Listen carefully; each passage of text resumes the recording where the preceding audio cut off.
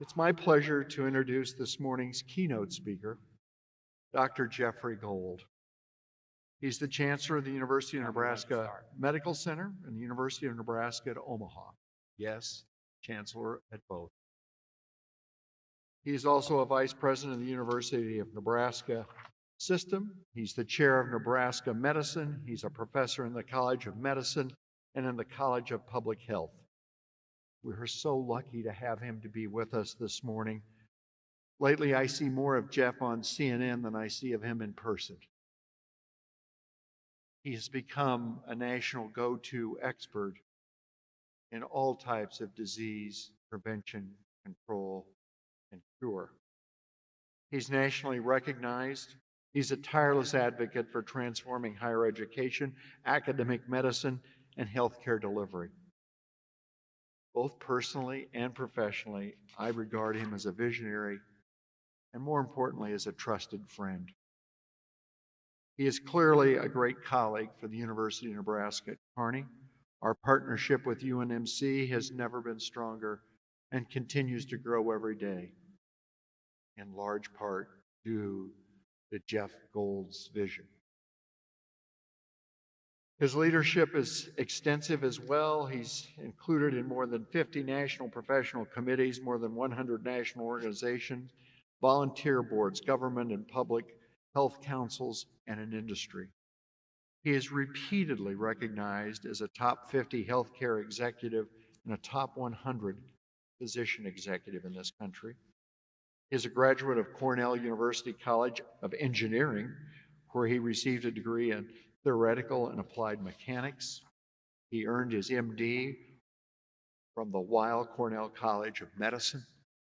He's been married for more than 40 years to a physician, and they have 2 adult children, currently residing on both coasts, in New York and in San Francisco. Due to his responsibilities at UNMC and UNO, they also are having end of the semester activities. And with the great help of our IT staff and the UNMC IT staff, we've been able to have Jeff deliver his address to you from Omaha. Jeff, you're a great friend. Just know that all of us here at UNK value your friendship, and it's my honor and privilege to introduce to you Dr. Jeff Gold. Jeff, wherever you are, take it away. Thank you for that. Thank you for that wonderful introduction, Chancellor Christensen. Members of the Board of Regents, President Carter, Chancellor Christensen, students and guests, thank you for having me with you at the University of Nebraska Kearney commencement today. This day, your commencement day, is truly special. Perhaps even more so than usual, considering the extraordinary circumstances we find ourselves under. Let me tell you why that I feel more than ever special to have been granted the privilege to address each of you on this occasion, and why I am elated, truly elated at the thought of each of us all together at this moment, even though we may be many feet or many miles apart. We all share this moment, no matter how you're following us, no matter where you may be. I always like to point out to graduates that this day, your commencement, is one of the truly life-defining memories that you will have. And this is especially true, in this case, this year. You will never forget your UNK graduation in the winter of 2020, as this will always be remembered as the year of the great pandemic. And reflecting on history a bit, as President Carter did, it was exactly 100 years ago, December of 1920, when our nation just came out of the First World War, when more Americans lost their lives in battle than in the entire history of our nation, when we were just emerging from the Great Flu pandemic, when the economic downturn in our nation was historic, and when we had just finished, and I quote, the most significant election of the president in America's history. You will surely tell the next generation and others to come about this day, but you will never forget this graduation and you will never forget these historic times. It's okay to have a little bit of disappointment that this is how your commencement day turned out, and that you're not gathered with all of your classmates, all of your faculty, family, and friends to celebrate your achievements. I'm a bit disappointed as well, and so are each of your mentors, teachers, colleagues, and classmates. My favorite part of every commencement is getting to look out, to see the faces in the audience across the stage, and to bestow new degrees and have a unique opportunity to congratulate you on your achievement on such a big day. So much hope and so much promise. It actually reminds me of when I stood in your shoes, perhaps when the dinosaurs roamed the earth, but I do miss that memory, and I miss being with each of you today. Please know that as I look into the lens of this camera in my mind's eye, I am seeing each of you. And were it not for ongoing conversations about virus and vaccines, I would be with you today. Commencement events are representative of the trying times that we find ourselves living under. These times only further confirm that we are the right people at the right place at the right time, and that you are needed, that you have a unique opportunity to make a huge, and I underscore huge, difference in this world. And that's an awesome responsibility, it's a daunting challenge, and at the same time, an incredible privilege. This COVID-19 pandemic drives home the message for once and for all of the crucial role of knowledge and experience, of learning, of caring for each other. It makes clear that we need both courage and empathy, and that we need dedication in addition to hardcore science and clinical skill.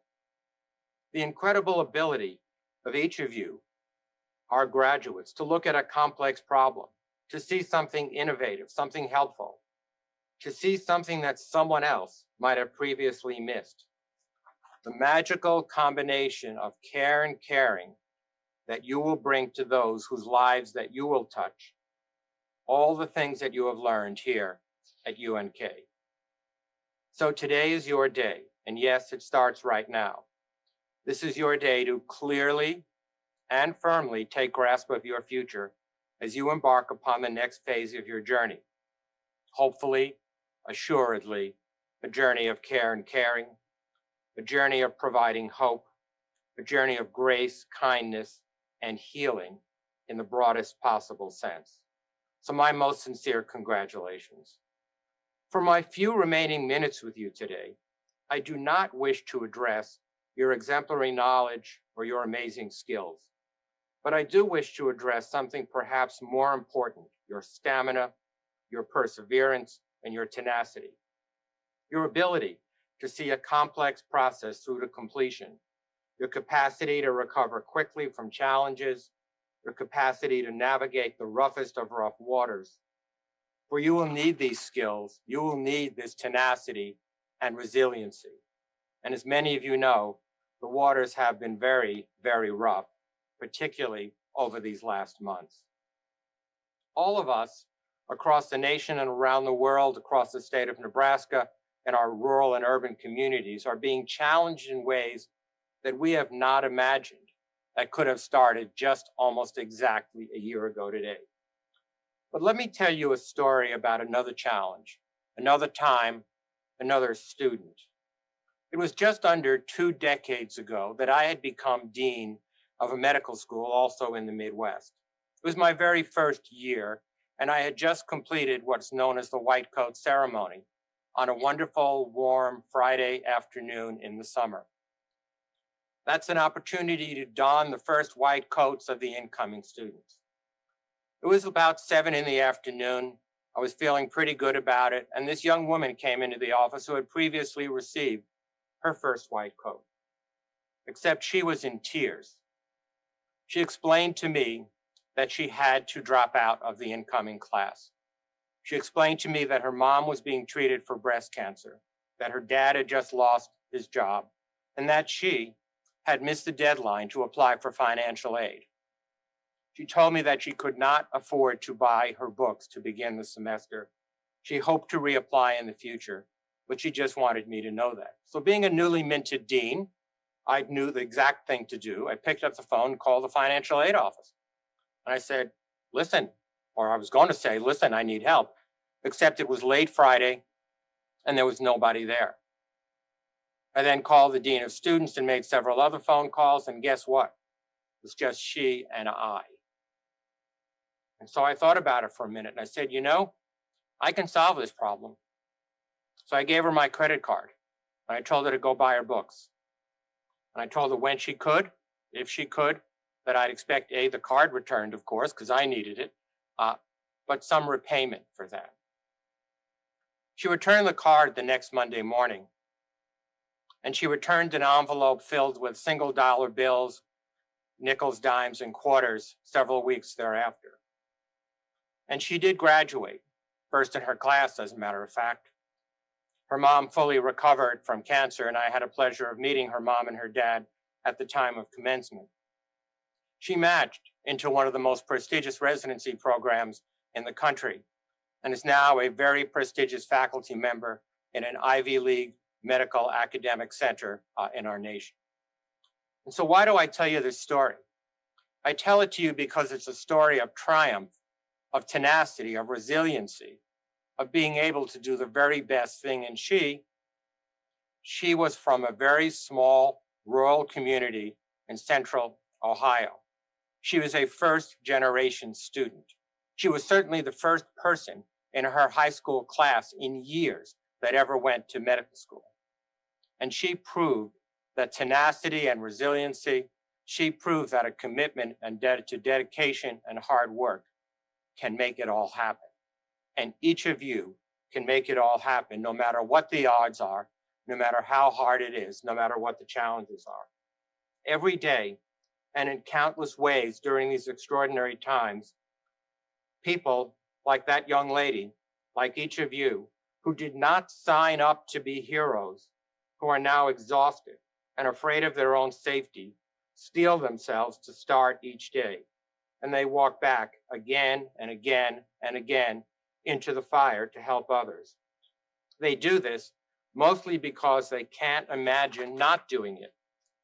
Our family of caring professionals and citizens alike, such as all of you who are graduating today, were called to serve, or as the philosophers say, and I quote, to improve the human condition, end quote. And no matter your chosen career, this is your task, to improve the lives around you, to pay it forward, to make this world a better place. And please know that you will never be alone on this journey, just as you have not been alone in achieving the success that brought you here today. There's a team around you, others who are in this fight with you, who are your colleagues.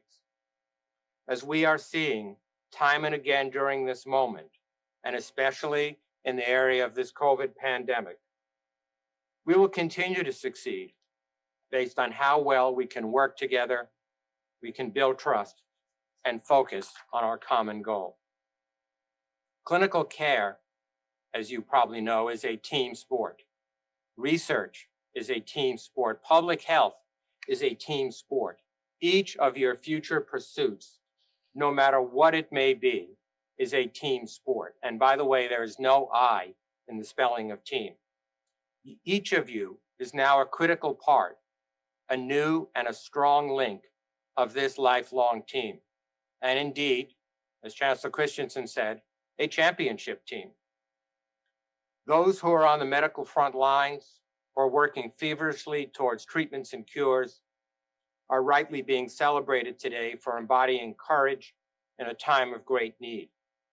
But we should also humbly remember, so are our university faculty and staff, our food service workers, our delivery drivers, our environmental service professionals, and so many more who are the real life heroes of our day-to-day life.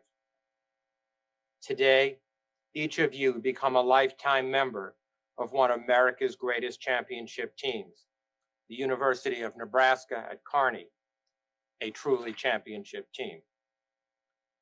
And so, class of 2020, today you will graduate, you commence with a bright spark of energy, commitment, dedication, and genuine resiliency.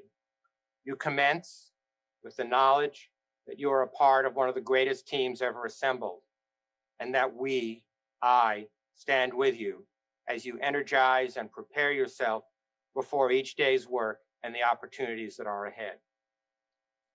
UNK grads, while I do regret that I cannot walk across this grand stage with you, a diploma in your hand, and hear the raucous applause and witness the hug after hug from your families and friends, faculty, and mentors, please know that I could not be any more proud than I am today to be with you and to wish you well on this journey.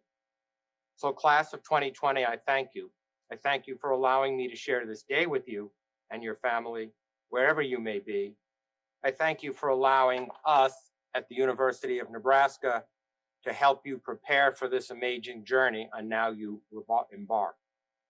And so, I have given and listened to so many commencement addresses during my career, and I can barely remember who the speakers were, what they had to say.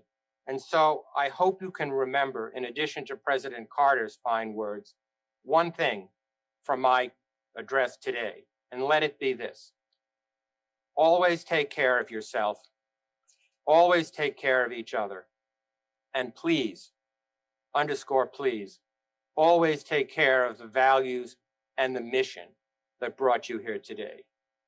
Congratulations. Thank you. I wish you Godspeed in your journey.